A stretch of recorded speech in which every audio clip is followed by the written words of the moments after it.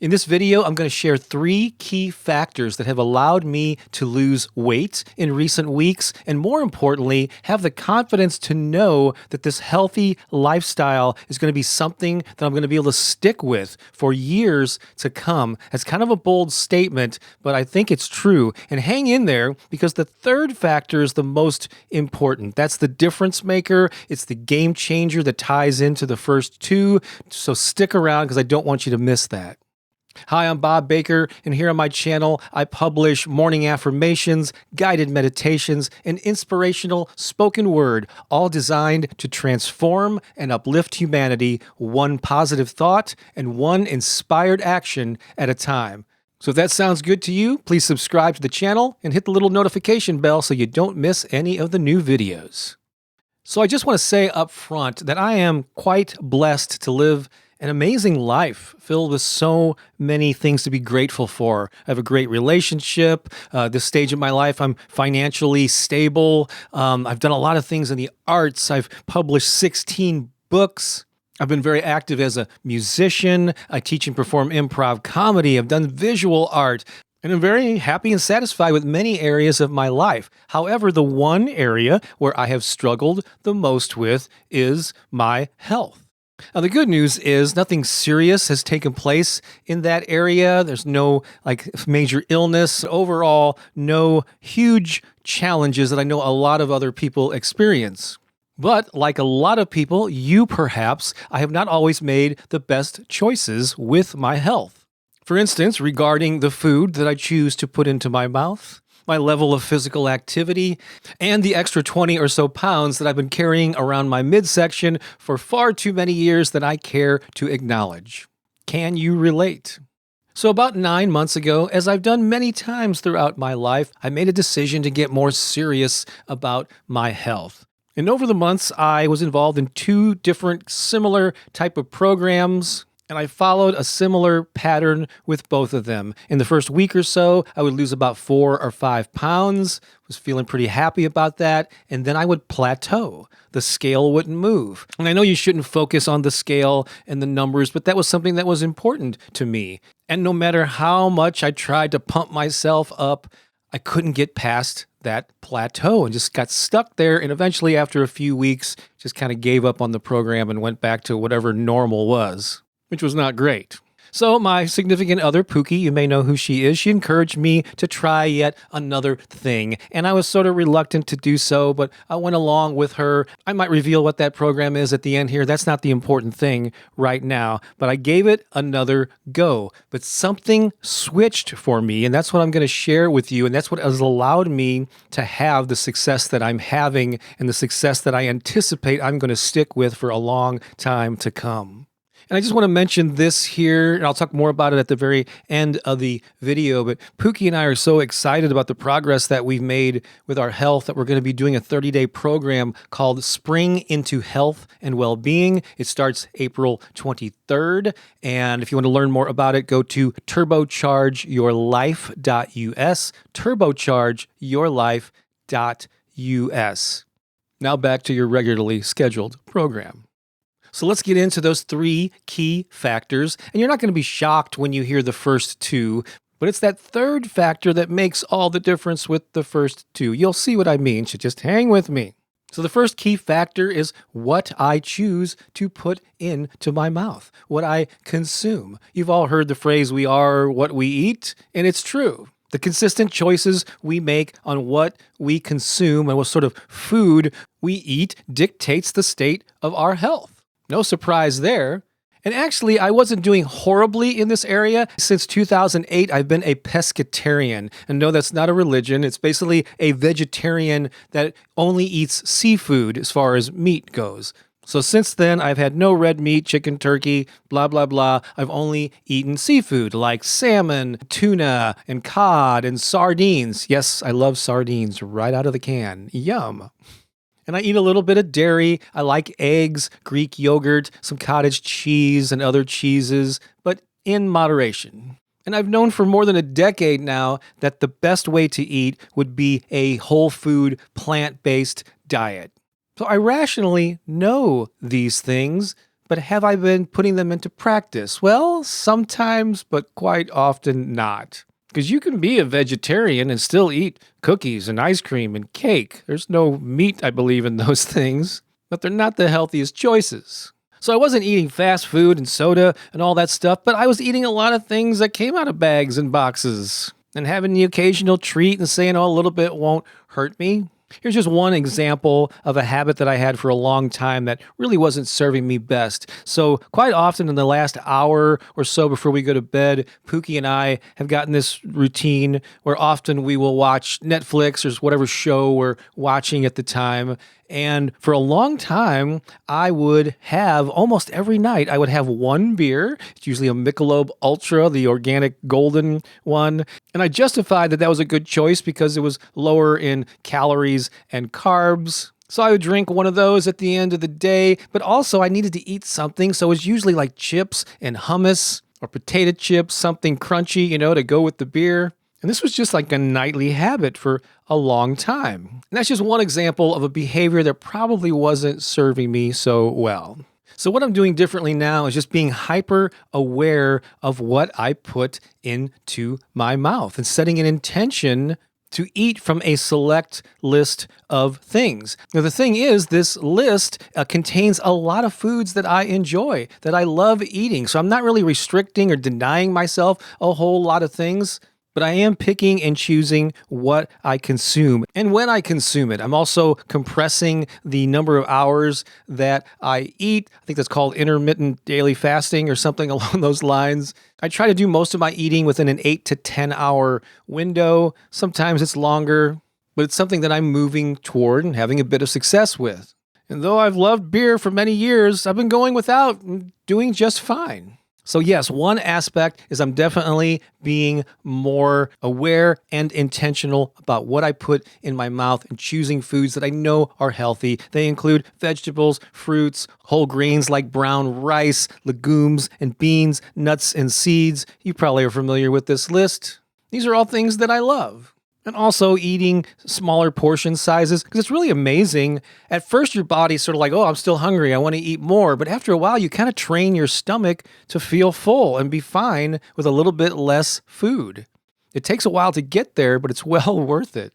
Most people definitely eat much more of a volume of food than their body requires.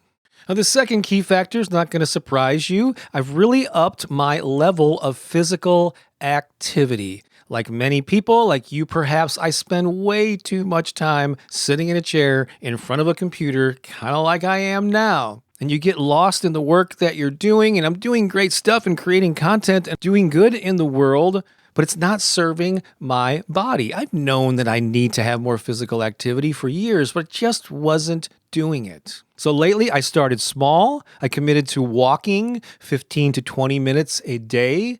So I started small. Then we renewed our membership to a local community center. And I actually started little by little going in to the gym aspect and just lifting something a couple of times, just like a baby step. And I'm not hardcore training or anything, but I find myself looking forward to going in. My body's actually craving this activity, and I'm just feeling much more energized and awake and aware and alive. Because prior to this, I had a lot of aches and pains.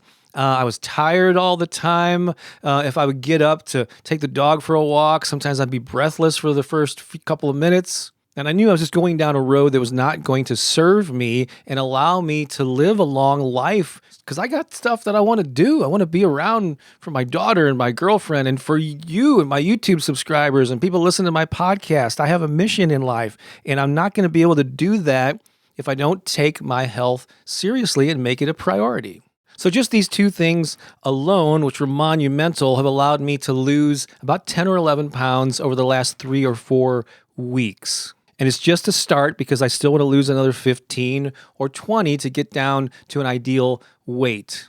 And yes, like many of you, I've done this before. I have lost 10, 20, even 25 or so pounds in the past, and then fell off the horse and put it back on.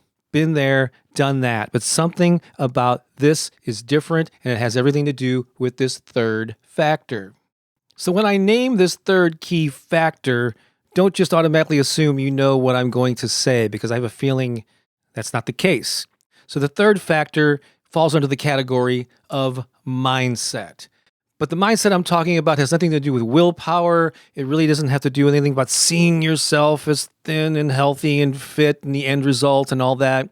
It does involve affirmations in a way, but not in the way that you might think. The real game changer, the difference maker with this aspect of mindset is I'm changing my identity, the way that I think of myself as it relates to health and fitness, because it is something I've always struggled with. It didn't come easy for me.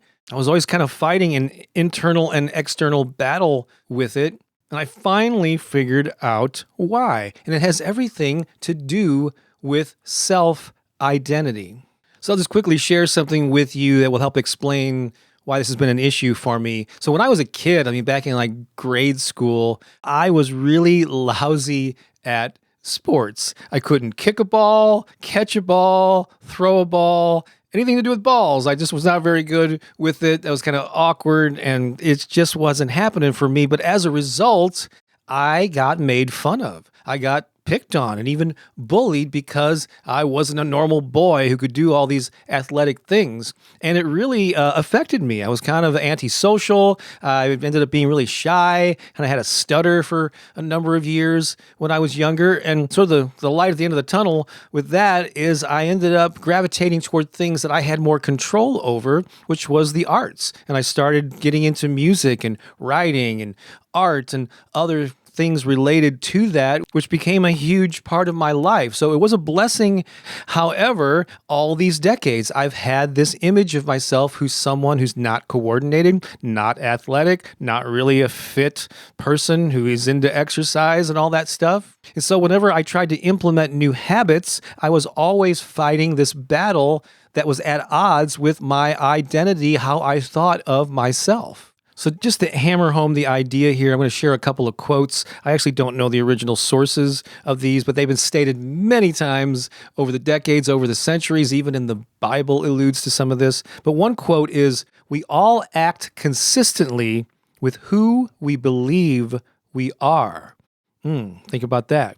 Here's another one. "The strongest force is the need to remain consistent with how we see ourselves."